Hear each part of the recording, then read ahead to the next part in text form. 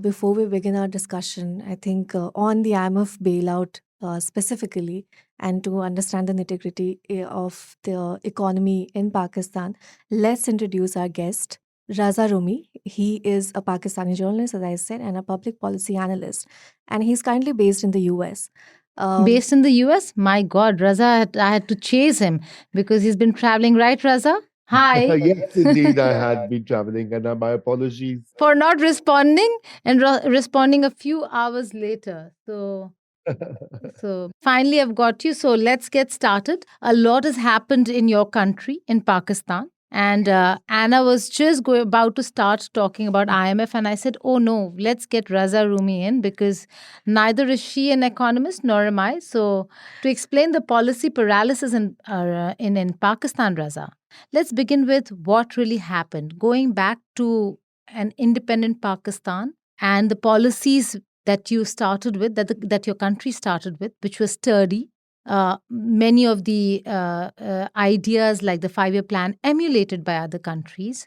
And today we see Pakistan's economy in absolute doldrums, in a shambles. What happened? Yeah, so I mean, Geeta, really, I think you have nailed it in the historical sense. That if we can go back to right at the time of independence and partition. So from the very start, Pakistan built itself as a state that was dependent on foreign assistance. That was the model. So from the 1950s, if you look at the trajectory, Pakistan was very much, dependent on the Western assistance, especially the U.S. assistance. And Pakistan was part of CENTO during the Cold War, an ally of the U.S. Then later on, it was in the 1980s, it aided the U.S. efforts to drive Soviet Union out of Afghanistan, and it trained Mujahideen, and later on, more recently, Pakistan was part of the war on so-called war on terror, started under George Bush, and then I mean you all know these facts. Right. So the model has been that foreign assistance would actually come and rescue Pakistan, and it did in large measure. It also led to higher economic growth rates in certain eras. And so Pakistan's elites never thought of building a kind of economic foundation, a solid economic foundation where we could be a little more self-reliant. And now, unfortunately, the geopolitics has changed. I mean, there's no Cold War, there is no big war in the neighborhood. And so Pakistan finds itself in a tight spot. That U.S. assistance or Western assistance and billions of dollars is not forthcoming, and you have to actually go to IMF and other lenders and agree on certain conditions, which many political governments are reluctant to do so. So, in summary, that is the crisis, and what is happening in the since last few months actually is, I mean, since April of 2022, when there was a change in government. Pakistan has not had political stability, and its foreign exchange reserves have been plummeting, and both these crises are now intertwined. So you really don't know what is driving what. Right. And of course it's a tall order, but now as we speak, an IMF delegation is in Pakistan, and it is widely expected that there will be a bailout. Yeah. But that bailout would be just for another maybe 6 months or so, because Exactly. Raza, I just want to cut you right in. I have broadly sort of understood that the IMF had placed a condition on Pakistan to have a market based exchange rate with the US dollar. And when Pakistan did that last year, their rupee depreciated a lot, further stoking inflation. And I remember reading or sort of watching this Pakistan based expert himself. He explained that the country had three different exchange rates over the last several months. So, could you explain, probably like to a lay person, what is this new kind of exchange rate that Pakistan has put in place right now so that it can ensure the IMF's bailout package? And why does the IMF want it to be a market based exchange rate?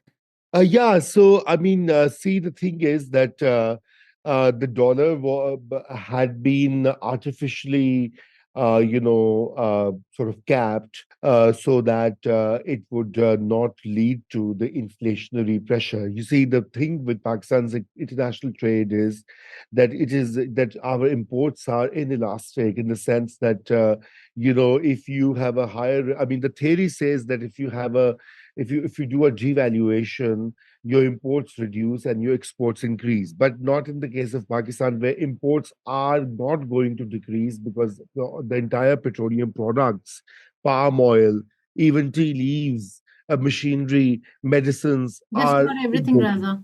Just about Yes, well, that's quite a bit exactly, but especially POL, that drives the economy, and then POL also fuels the power plants. Since we had private plant power producers in the 90s,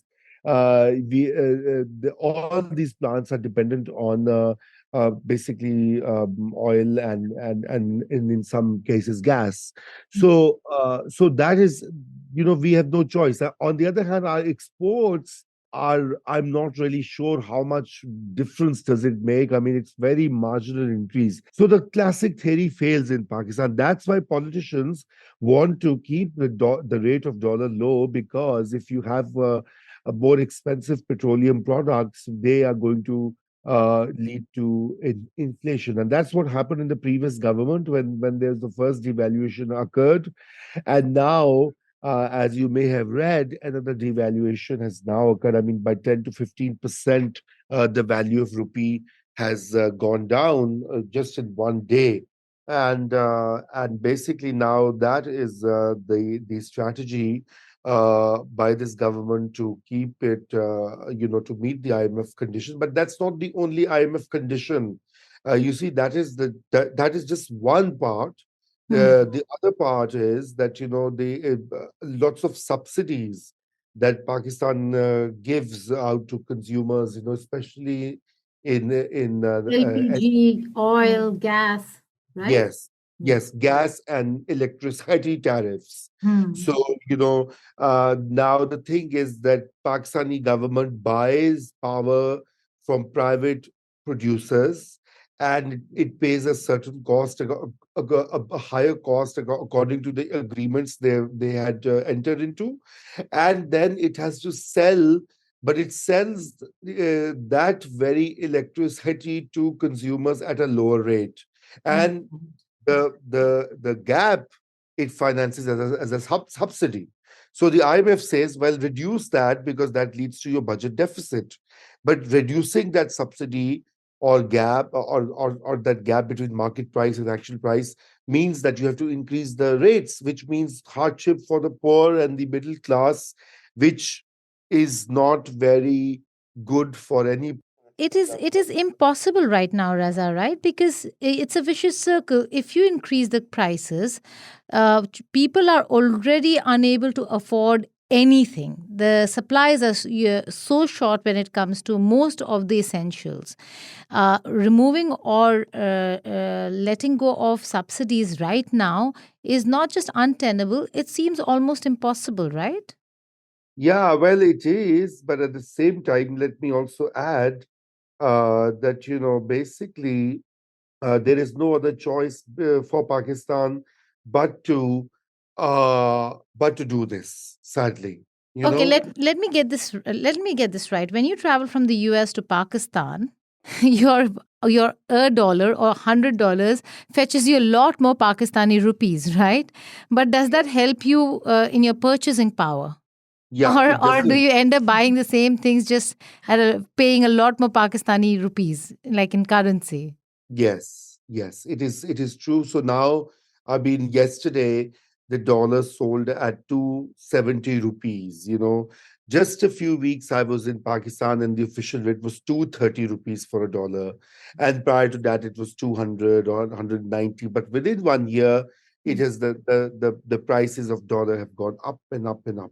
But Mm, anyway, so now the real what you call challenge here is the fact that once these prices go up, they are going to lead to they could lead to potential unrest mm, and uprising, if I may use that word, and so a lot of I mean, the ruling party or the coalition in Pakistan has been very concerned about this particular fact, and now it is going to throw another challenge to the politicians as to what is to be done about the political temperature in the country. How are they mm, going to deal with if there are protests against inflation, and then mm, the opposition in the form of Imran Khan is a formidable opposition, and Imran Khan would not leave an opportunity to castigate the government or mobilize people. So you see that is going to fuel further political instability, and then that fuels, so like a vicious cycle, and that in turn leads to further economic uncertainty. And because you see, the other thing is that there are certain set of long-term policies, medium to long-term policies that have been ignored by Pakistani governments, successive Pakistani governments, without which you cannot really improve the economy. And for that, you need some basic level of political continuity, some consensus, bipartisan yeah. consensus, or at least a government, let's say like Modi government, which is there in its second term, so that it can implement policies, it can Mm.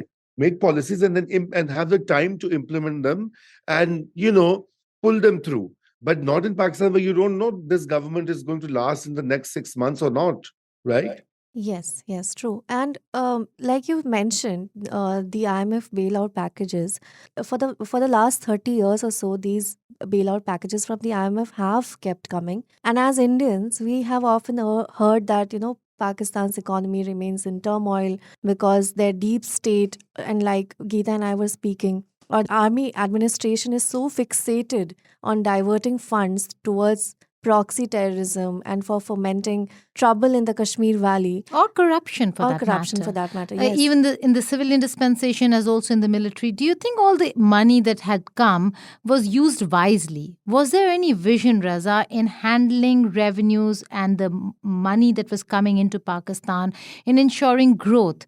Because that's where I see a lack of vision, and not just political instability, but the larger problem of rampant corruption that has pervaded and allowed the country to come to such a state. I mean, I think it is where all of what you're saying is certainly are factors. But I mean, let me also clarify for you that I don't think that a lot of monies was being diverted towards terrorists. You see, unfortunately, a lot of these militant groups, especially like Pakistan itself, was a victim of these groups.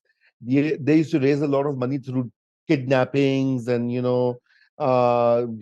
hijacking, etc. I mean, so there's a whole political economy. I won't go into that, get Hmm. into that, but I think the biggest problem is not so much corruption, but the kind of subsidies and favors that Hmm. Pakistani elites take from the state.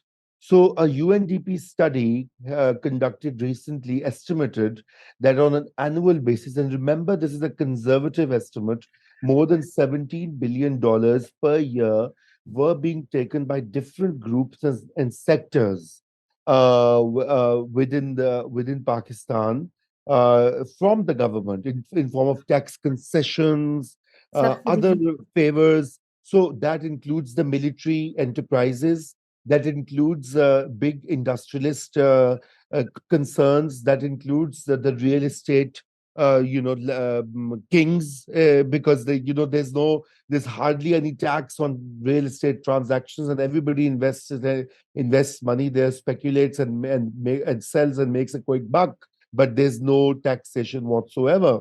So those particular privileges that the powerful and well-connected people enjoy from the Pakistani state have to be done away with. At the moment, Pakistan is running to IMF every few months for $1 billion or $2 billion, and here is its powerful elites that are taking away $17.5 billion each year. And the real figure is far greater. And yes, of course, corruption. That's a way of life, unfortunately. But then you see, corruption is present in most countries that we know, especially in the global south, in developing countries. I mean, China has a big corruption problem, for example. I mean, South Korea has had corruption incidents, but it doesn't mean that they have not been able to manage their Reza, economies. you mentioned China. I didn't, but I have to ask you this question then. Yeah. I knew it was. I had to mention it. How could it not be mentioned? Is Pakistan under a debt trap? Is Pakistan debt trapped? Now you see, And not just IMF. Look at the vicious cycle of China, not just in Pakistan but in Sri Lanka. And we take a lot of examples and lessons from what happened in Sri Lanka. So is Pakistan debt trapped? We can take the vis-a-vis countries? China-Pak economic border as well. Yes. Yeah. The CP is the The CPEC. the CPEC. Look, I have to clarify here that the Chinese, the debt that was incurred in building a lot of infrastructure projects under the China-Pak economic corridor has obviously increased the total debt obligations of Pakistan. There's no question. And it actually happened in the previous government of Nawaz Sharif when they became really excited about CPEC. For Nawaz Sharif, this was an opportunity to develop more infrastructure because he, as a prime minister, as a politician, has always been interested in these big projects, big highways, motorways, bridges, etc., etc. And so he was in very much invested in that project, and the military had its own reasons, the security and the strategic reasons to push forward with the China-Pak economic Of course, not to forget that it riles India because it runs through POK. Uh, so why would the Pakistani elites leave an opportunity not to rile up India, and especially China ko dikhana bhi hota hai na कि look, we have China with us. So the thing is that Pakistan incurred increased debt because you have to borrow money from the Chinese companies and Chinese financial institutions to finance these projects, and they come on commercial rates. They don't come on the rates that the World Bank or IMF lends you at. So suddenly, Pakistan's net debt obligations increased tremendously under that government. And when in 2018 the government changed, Imran Khan came to power, there was already a mounting bill repayment schedule awaiting the new government. And so that government had to go to IMF as well because our exports are not enough to match the debt obligation. So in terms of numbers, anywhere between 23 to $24 billion is just the repayment of these loans each year with interest and the principal and both. And then you have the import bill at the same time. I mean, we have exports that hover now around $30 billion. But see, when you have a large volume of imports and repayment, your obligations in foreign currency terms increase manifold. So that is the crisis, and that is where Pakistan would have to, if it wants to sail through the economic crisis, it would have to get its exports increased. There's no other way out in the longer term. Thank you so much. I think that was a very detailed insight that Absolutely. you With brought in, Raza, only Raza. expect Yeah. detailed Actually, insight. yeah. Yeah, no, thank you. I think one particular way that some of us have always argued for Pakistan is that we have to work on bilaterally in South Asia, particularly with India, to increase our trade.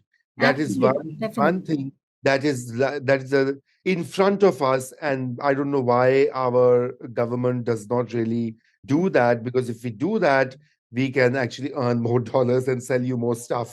So Absolutely. Because if there is any way where trade can actually increase and improve is if there's a restart of bilateral trade between India and Pakistan, more so for Pakistan's economy, Mm. because the exports are stuck between 23 to 24 billion dollars, or as Raza says, around 30 billion dollars, which is absolutely nothing in this day and age. Actually, But yes. Raza, thank you so much for joining us. Maza aa gaya. good. समझ आ गया, Yeah, not only us, but also for our listeners, actually, just yes. to It's very understand helpful. exactly what's happening in Pakistan with a very neutral view of Mm. not bringing the India-Pakistan rivalry in the picture, but The just saying rhetoric, that actually. people in Pakistan are suffering and people should be more important than anything or any other aspect that we keep bickering about. So thank you, Raza. Thank you. Bye bye.